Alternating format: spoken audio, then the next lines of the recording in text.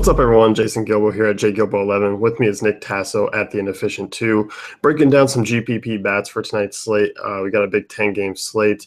Pitching average, you could say. Not anything special. We got ourselves a Coors game as well. Yeah, absolutely. I think with the Coors in the mix and the poor pitching, it's not one of those days to really pay up for pitching. So you got to find those good bats that have really good potential. Couple home runs maybe and a lot of RBIs. So let's get right into it then. Reds and Pirates, first one, Ricky Davis versus Jameson Taillon. PNC Park, obviously not a spot we're looking for a ton of offense in. I think basically the only guys I might consider is from the Red side is Joey Votto and Billy Hamilton. Just Votto, I mean, his bat speaks for itself. Hamilton always has that stolen base upside. Yeah, I see that there. I'd probably also play Duvall, but honestly, this isn't really a game that I'm targeting. You look at yesterday, and yeah, Cincinnati scored a lot of runs, but at the end of the day, it was against Glasgow, who couldn't find the plate at all, 5 walks or so, and that just contributed to having a bad outing. And I don't think we really see that again tonight because Jameson Tallion's a little bit better. So I'm kind of staying away from these bats. Plus, it's not a great ballpark. But if I did have to play one or two, you'll get low ownership, which is good. But it would probably be Votto or Duvall. Yeah, I mean, as I said, it's not on full game slate. If this was maybe 5 or 6, like we were looking yesterday, it'd be more intriguing. On the Pirate side, probably the only interesting bat that I have is Gregory Polanco, and that's about it. Yeah, I'm probably staying away. I mean, this guy who's starting is Ricky Davis. He doesn't have much experience. He wasn't great in his first game, but at the end of the day, this Pirates offense through the first few games in a week and a few days have just looked atrocious. So I'm probably staying far away. I can see playing Polanco. He's a pretty good hitter, righty versus lefty, so might as well work for him. But personally, I'm staying away from this game. Yeah, I mean, makes sense. Not a ton of offense really expected here. On the Cardinals, Nationals, Gio Gonzalez, Lance Lynn. Look at the Cardinals side. You look at Gio Gonzalez, I mean, kind of just a league average lefty. I definitely have some interest in guys like Steven Piscotty, Dexter Fowler. That's probably about it, though. Yeah, I definitely agree with you there. He sometimes neutralizes lefties, so I think that might be an issue for maybe Carpenter. But even Diaz, he struggled a bit, but he's still a possibility for me. Yeah, he is. I mean, you look at shortstop, not badly priced. Gonzalez, I mean, 1.14 home runs per 9 to righties last year, 324 WOBA. So, I mean, was just kind of really average. I don't think he gets blown up, but I think I see these Cardinals bats as just kind of being a one-off exposure. Yeah, absolutely. This is definitely not a stacking scenario for me with these Cardinals. They're another team who are pretty good overall, but individually, not too many guys have done too much this year. So I'm still kind of waiting to see what goes on, but I definitely agree. Top of the order is something to keep an eye on. And maybe even Johnny Peralta, especially on FanDuel. I know he has been really bad so far, but he's only 2,700, and like you said, a little bit of power from him going up against Gio. Yeah, and on the national side, we get Lance Lynn, who, you know, when was healthy, was obviously a talented right-handed arm. A tough line to really get through here tonight. I mean, Nationals projected for 4.5 runs at home. I'll go right back to the well with these lefty bats like Murphy, Harper, and Eaton. Yeah, absolutely. I see nothing wrong doing that. You look at yesterday, and they had a huge offensive explosion. They only had, 4 extra base hits, 15 singles, 19 total hits, scored 14 runs. And I do feel, though, that they're going to be highly owned just because of recency bias. But they're still pretty good options, especially those 3 you mentioned, Eaton, Murphy, and Harper. Keep an eye on to Trey Turner if he's in. That's a pretty interested guy to do, but DL, right? So he's not going to be in, so I'm just going to be quiet. New York, Philly. You know, it happens, guys, okay? It happens. Fresh in the season. Yeah. So we're just going to be quiet and just go on to it. New York and Philly, Clay Buchholz versus Matt Harvey. You and I know Clay Buchholz very well as Red Sox fans. This guy is – we've seen a couple good seasons out of him when healthy, but we've also seen basically a turn into a below-average right-hander who has struggled with lefties. I like the Mets quite a bit tonight in that ballpark. I like these lefties like Jay Bruce, Asdrubal Cabrera. I don't even mind Curtis Granderson or Lucas Duda. I mean, I think they're all great tournament options. So I was looking into Clay Buchholz, and you remember last year at the end of the year, he looked really good. And then I looked into his splits last season, and he actually kept the ball in the ballpark pretty well against lefties last year. Obviously, WOBA and batting average against him was a little bit worse against lefties. So I still kind of agree with you. There's a lot of potential here. But on the flip side, I think he still is pretty bad against righties as well. The ballpark's really nice, so I could definitely see using Cespedes because Buchholz was averaging over I think it was 1.2 home runs per game to righties last year.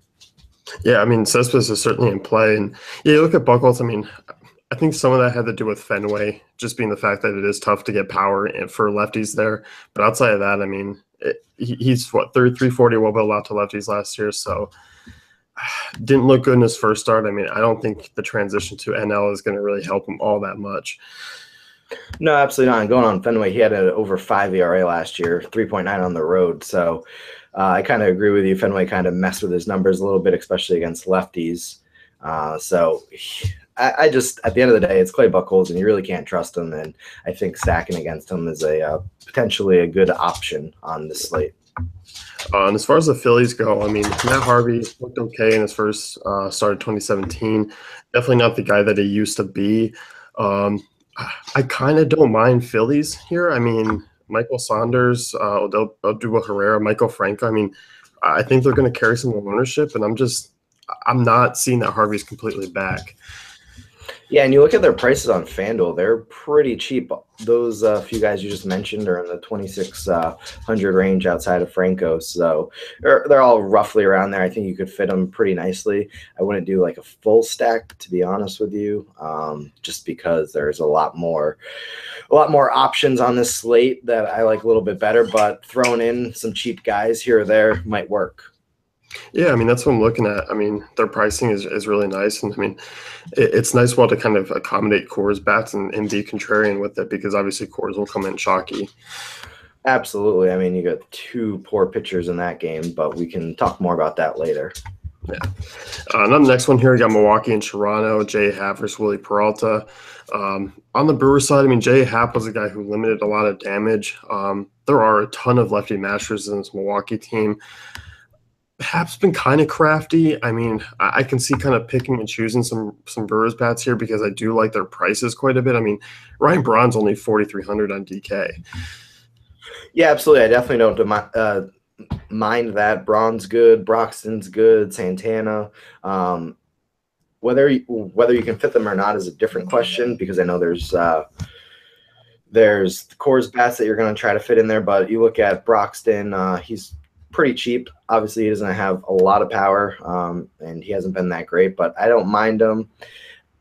It is a good ballpark for hitters, but you look at Happ, he was pretty decent last year, even pitching there. So I don't know. I'm kind of on the fence. I think they will be low-owned, but I'm not too sure if I'll have too much exposure of them. Yeah, I mean, there's certainly a boomer bust offense, and then we can toss in Jonathan Villar into that mix as well. So as far as one-offs go, I think Braun comes in really nicely on DK at 4,300. Villar at 4K is really nice. And as you mentioned, those secondary players like Santana and Broxton, I mean, below 3,500 on DraftKings. I mean, I think that's kind of more where I'm looking to use them. Yeah, I agree with you. And you think because of the slate the way it is, they actually might be lower owned, which could definitely benefit you. Yeah. And on the Blue Jays side, I mean, Willie Peralta had a good start against the Rockies in his first one, but this guy is not all of a sudden just going to turn it around. I think he's going to struggle tonight. I mean, he struggled against both sides of the plate last year. Has always been a guy that really struggled. Josh Donaldson, questionable for tonight. I mean, I don't know who I really like here. Yeah, I mean, I like Tulowitzki's price, and also Kendrys Morales. I think those guys are priced pretty nicely. So I kind of would generate going towards those two guys rather than paying up for, say, Batista. But I think more of a one-off kind of scenario here. Yeah, I mean, I like the power potential. I mean, I really like their prices over on FanDuel. I mean, you know, difference between both seats 4,500 on DraftKings, but only 34 on FanDuel. And Kendrick Morales is cheap on both sides. So I think Morales might come in as my favorite play here. Yeah, I can definitely see that. He can hit from both sides of the lineup. So if Peralta does have a short outing, he won't have to worry about mismatches from the bullpen, which isn't that great. No, definitely not. So, I mean, they're in play, but I think one-offs here. And if Donaldson's back in the lineup, I think that enhances the stacking option. Totally. Braves and Marlins next here. Dan Straley versus Bartolo Colon. Obviously, two offenses that always don't really offer a ton of potential. I mean, I'll certainly be looking at Freddie Freeman with that upside. I think a lot of people will, coming off that big Sunday, hitting 2 home runs. But as far as upside goes, I mean, basically Freeman and Kemp are the only ones, and Kemp's questionable for tonight. Yeah, I can definitely see that there. I'm personally staying away from this game, even though I know Dan Straley isn't the greatest. I'm just not too sure. There's too much value, in my opinion, going up against Straley. Yeah, I mean, I don't think it's going to be anything huge. I mean, I think we're going to see kind of an average score here tonight. On the Marlins side, I mean, Bartolo Colon obviously struggled a little bit with lefties last year. Gave up a pretty high hard ball rate. I mean, I have some interesting guys like Christian Yelich at his price tag. I mean, Giancarlo Stanton's always a guy with massive power. I think you probably want to get ahead of the curve. So I don't mind keep tossing in Stanton, especially against guys who don't miss bats. Yeah, Stanton, Yelich, and I also think the wild boar comes unleashed today. I think he takes Cologne deep.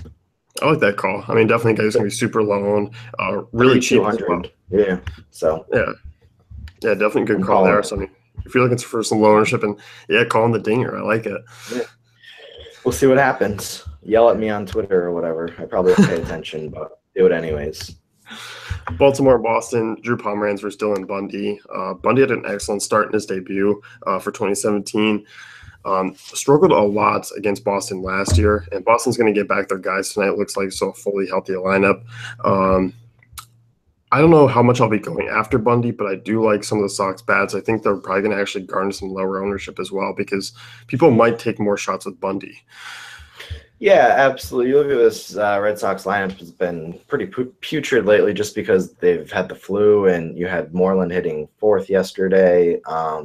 Hanley should be back. Obviously, Jackie Bradley Jr. is on the DL. He doesn't really matter too much. But I don't know. Bundy still has a lot of strikeout potential, and I think it might take a couple games for this Red Sox players to get back in full swing, especially Ramirez, even though he probably will DH tonight if he is available. Yeah, I mean, this is a game I think it's just kind of a push for me. I mean, I don't really look to use Bundy. I don't really look to attack him.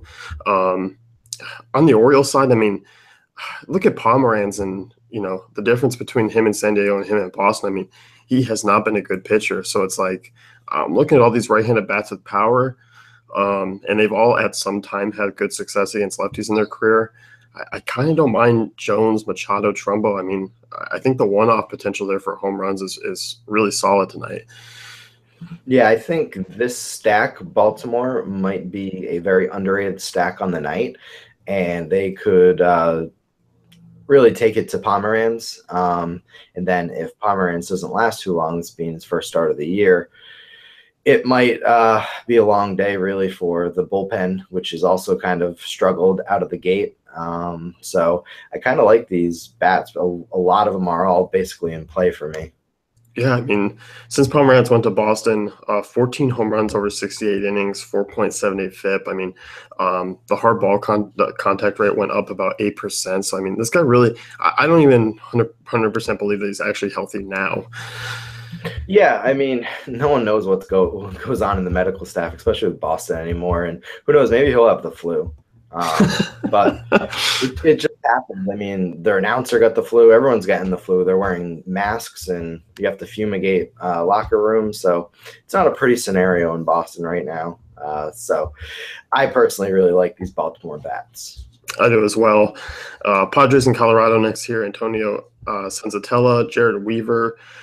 Rockies obviously with a very disappointing start last night. But now they get Jared Weaver, who's he throws fastballs and they don't even register as fastballs on the sign. They think they're changeups. I mean, that's where he's at in his career. I mean, You're looking at the chalk of the chalk here in this game. I mean, we don't need to dive too much into it. 1 through 6 basically in play for both sides.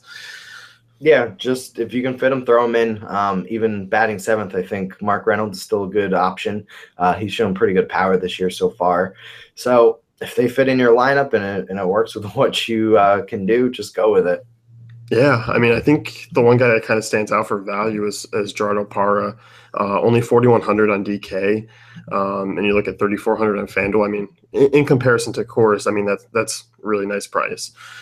Yeah, absolutely. You look at them, and guys like Travis Janikowski are priced almost the same on DraftKings. So you definitely have to like Parra, most likely bat in fifth again. And to me, it was kind of a disappointment last year with the Rockies, but I think things are going to turn around for him. I do too. So I mean, and I like Will Myers again. He's always had great success. I mean, obviously we saw the cycle last night. He's definitely going to be a popular guy. One, just because Coors, but also coming off a cycle is not going to lower your ownership. Yeah, absolutely. Do you think Tampa Bay misses Will Myers? Just out of curiosity. No, they don't seem like a team that really just holds the past against them. Oh, I don't know. It just seems like their offense is pretty poor. They almost got a no hit yesterday. Perfect game against them. So I miss Will Myers. Yeah, I mean, I like on to the next game. Yeah. I mean, he's been a lot better since going to first base rather than playing the outfield. I mean, he missed that ball in the playoffs, so sure. You never know. Texas, LA, Tyler Skaggs, Cole Hamels. Not a good ballpark to find power in. Cole Hamels not really interested in attacking him. He was a lot better on the road last year. Tyler Skaggs, I think, is an above-average lefty as well. Really here, I don't like a lot of guys. I don't think, if any. Yeah, I'm being honest with you. I have no idea what I'm going to do with this game right now. It's kind of early in the day, and I kind of want to see how things unfold. But personally, this Texas offense has been pretty good so far. But again, Skaggs kind of up and down. You're not really sure. Maybe I'd probably go with Mike Napoli right now. He's priced pretty well. In my opinion, can hit lefties pretty well. So right now, that's what I'd go with. But I'm not sure. Like you said, it's a terrible ballpark, so it's not a great thing. No, I think Carlos Gomez might be the only other one they'll take a look. I mean, 3,400 on DK is a really nice price. 31 on FanDuel. So I mean, he's a guy who doesn't need to, hit the home run to bring that upside as well. It's kind of what I'm looking for in this ballpark. Yeah, absolutely. So I think that's it. Yeah, no one on the Angels side. I mean, Cole Hamels, he still has issues giving up the long ball, so could maybe take stabs one-offs with Trout, maybe even Pujols, but it's not something I really want to go forward with. Yeah, I'm with you. As far as Houston-Seattle go here, Ariel Miranda, Joe Musgrove, basically seeing a replay of last week's pitching matchups, this time in Houston. You look at the Houston side of things, I mean, getting a lefty there. Prices of guys like George Springer have stayed the same, but Jose Altuve, Carlos Correa, Alex Bregman kind of sneaking down. Any interest here? Honestly, both these offenses have been really disappointing in my opinion. So I'm probably going to stay away, even though the pitching matchups aren't too great. But I definitely don't mind Cano, Seager, and the usual Nelson Cruz against Musgrove. And I don't know. I mean, to me, they haven't really shown much the Houston bats to justify really being that price right now. So I think I'm going to fade, and it's probably going to bite me in the butt a little bit later, but it is what it is. Yeah, I think the only guy that really jumped out at me was Mitch Haniger on FanDuel. I mean, I don't know if they've just been missing him in the pricing tiers or what, but he's been 2K over the last few weeks. Has 3 homers, I mean, since that Houston series. Has a hit in 8 games since the 6th. I mean, at 2K, I mean, if you need some salary relief, he's your guy. Yeah, absolutely. He bats second, so I don't mind seeing that as well. And like you said, he gets a couple points each game, which is pretty nice and very cost efficient when you have him down there. Another guy, too, I hate saying this, but Marwin Gonzalez, I don't know why, but he just seems like a guy, even though he bats 7th, he does have home run potential, and he can do some things on the base paths every once in a while. So I don't mind him either. You got flexibility on DraftKings first or third, only $2,700. So just see what happens with him. Yeah, I don't mind that. I mean, I don't mind taking shots at some of these bottom half guys just because the core slate's here tonight. Yeah, absolutely. And just people who are not familiar with DFS, when there's a core slate and the pitching is this bad, basically everyone else is going to be underowned. So Yeah. go with it. Yeah. Arizona, San Francisco, Jeff Samardzija versus Robbie Ray. This game last time out, I mean, Ray did pretty well, held him in check. Jeff Samardzija was rolling up until about the sixth inning. Samardzija last year pitched a lot better. I wouldn't say a lot better. Did pitch better at home. Didn't allow as many home runs, which obviously AT&T Park, you're not going to get that anyway. I don't know how much I really love here. I mean, I think the only possible options I might look at is like Jake Lamb and David Peralta, both under 3,500, on DK. Yeah, I don't mind those at all. This, to me, is probably going to be a game where I fade basically on both sides. Did you see any news about Buster Posey? Do you think he'll be in today? I saw that he was doing well. I don't know if he'll be in or not. I mean, right now it looks like Nick Hundley we have projected. Yeah. I mean, I don't mind Nick Hundley against a lefty, depending if he has a nice spot in the rotation, but I'm not really into attacking these guys right now on either side. No, I think it's almost like DK is trying to get me to bite because it's like, I know, obviously some of these guys have decent numbers against Samardzija. Some of them, are really in play. And I know Arizona struggled more on the road last year, but I mean, Goldschmidt's never going to really be 4-2. Yeah, no, that is true. But again, to me, it's a bad ballpark, and I don't really see much out of either of these games. Another guy who I could throw out there, who I'm not proud of admitting that I've played a couple times this year, is Chris Marrero. But going against a lefty, he's only 2,100 on DraftKings. So I don't know. You might as well, depending on what the status is of Posey, maybe he'll bat 6, and who knows, gets a couple hits. But I don't really recommend playing him. He's not good. I mean, this game in general, I think it's just going to be one of those ones where, yes, it's definitely going to be lower scoring than it was last time in Chase Field. Basically, it's like if they fit into my lineup with maybe some Coors bats, I might take a look, but that's about it. Yeah, absolutely. I mean, I know I just crapped on Marrero, but I mean, you might need him tonight to fit into a lineup with what you want to do to get so much offense out of everyone else. Yeah, that's true. So that's going to wrap things up here. You can head over to DaveFantasyCafe.com and check out our great tools and content.